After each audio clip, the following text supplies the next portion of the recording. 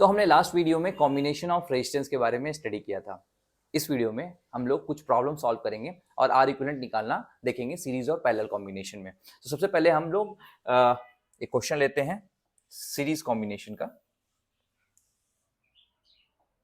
अभी मान लो कि हमारे पास तीन रेजिस्टर्स हैं और तीनों रेजिस्टर्स की रेजिस्टेंस वैल्यू मान लो कि 2 ओम है, 3 ओम है और 4 ओम है।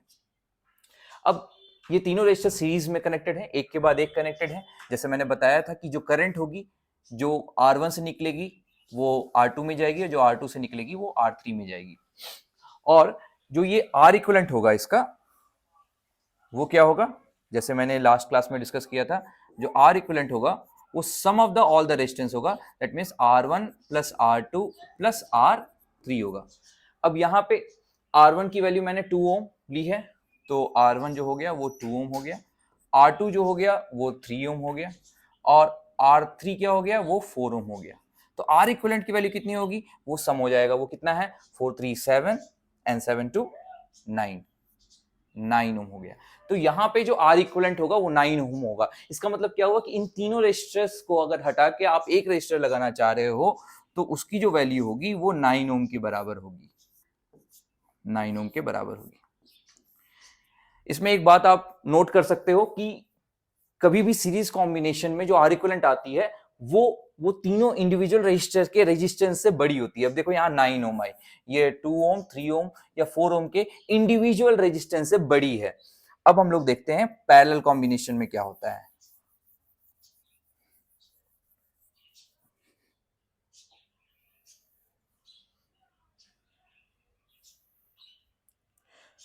तो अब पैरेलल कॉम्बिनेशन में हम देख रहे हैं कि यहाँ पे तीन रेजिस्टर हैं और तीनों रेजिस्टेंस पैरेलल में कनेक्टेड है। अब मान लो R1 की वैल्यू 2 ओम है, R2 की वैल्यू 1 ओम है और R3 की वैल्यू भी 3 ओम मान लो इसकी वैल्यू है। अब ये तीनों पैरेलल में कनेक्टेड है। यहाँ पे मैंने जैसे बताया था कि जो पोटेंशियल होती है, जो पोटेंशियल R1 R2 और R3 के क्रॉस है वो सेम होती है। अब मैंने मान लो कि V वोल्ट दिया है तो यहाँ पर भी V वोल्ट है, यहाँ पर भी V वोल्ट है, इसके क्रॉस भी V वोल्ट ही होगा। तो करंट जो है वो I है, तो यहाँ पे करंट डिवाइड होगा। मान लो I1 है, यहाँ पे I2 है और यहाँ पे I3 है।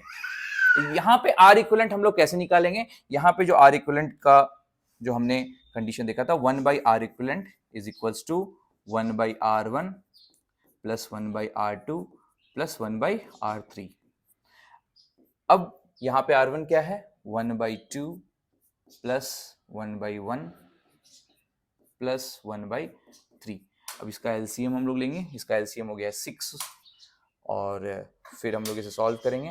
That is what 3 plus 6 plus 2। तो ये कितना हो गया, ये हो गया आपका 11 बाई 6।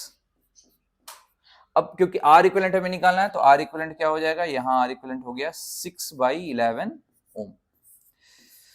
तो आप देख सकते हो कि आर इक्विवेलेंट की वैल्यू 6 बाई 11, क्योंकि 1 बाई आर इक्विवेलेंट की वैल्यू 11 बाई 6 है, तो आर इक्विवेलेंट की वैल्यू क्या हो जाएगी 6 बाई 11 ओम। इस तरीके से हम लोग सीरीज और पैरेलल कॉम्बिनेशन में आर इक्विवेलेंट की वैल्यू निकाल सकते हैं। अब मान लो कि एक और क्वेश्चन मैं देता हूं, आपकी क्लैरिटी ज्यादा आ जाएगी।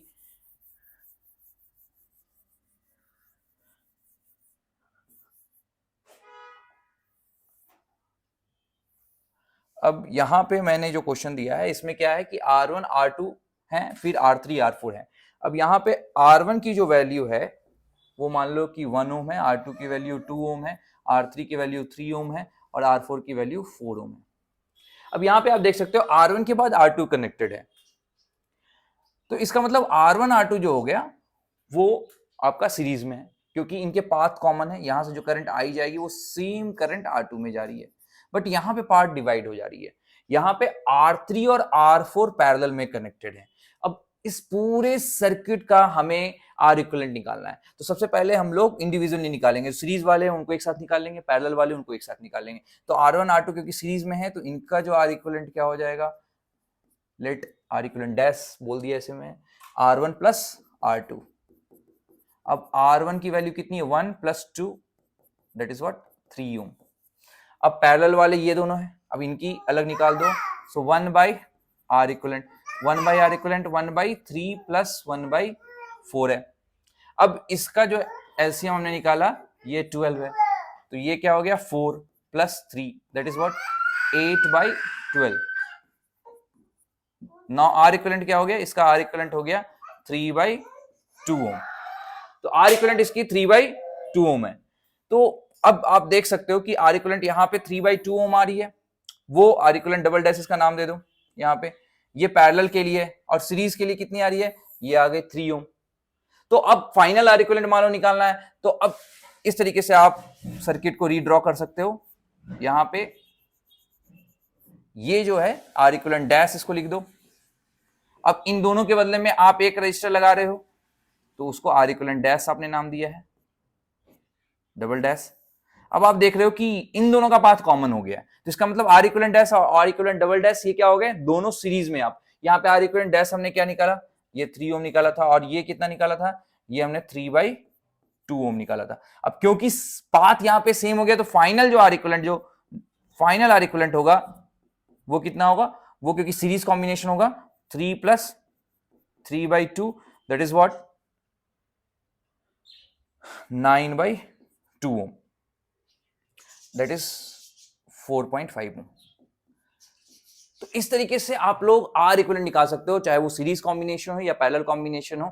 अगर सीरीज कॉम्बिनेशन है तो सम कर देना है, अगर पैरेलल कॉम्बिनेशन है तो 1/R equivalent 1/R1 + 1/R2 + 1/R3 जितने भी रेशियो है उसको करना है। अगर दोनों का सीरीज कॉम्बिनेशन और पैरेलल कॉम्बिनेशन दोनों का कॉम्बिनेशन दिया हुआ है, जैसे ये सर्किट है, तो वहां पे आप लोग सीरीज वालों को एक साथ निकाल दो, पैरेलल वाले को एक साथ निकाल दो, और फाइनल जो आपका कॉम्बिनेशन आ रहा है, फिर उसको जो कंडीशन आ रहा है उसके हिसाब से फाइनल आर इक्विवेलेंट आप लोग निकाल सकते हो। तो इस तरीके से आर इक्विवेलेंट के फॉर्मूले बेसिक्स जो भी कॉम्बिनेशन है उसको आप इजी वे में सॉल्व कर सकते हो। Thank you.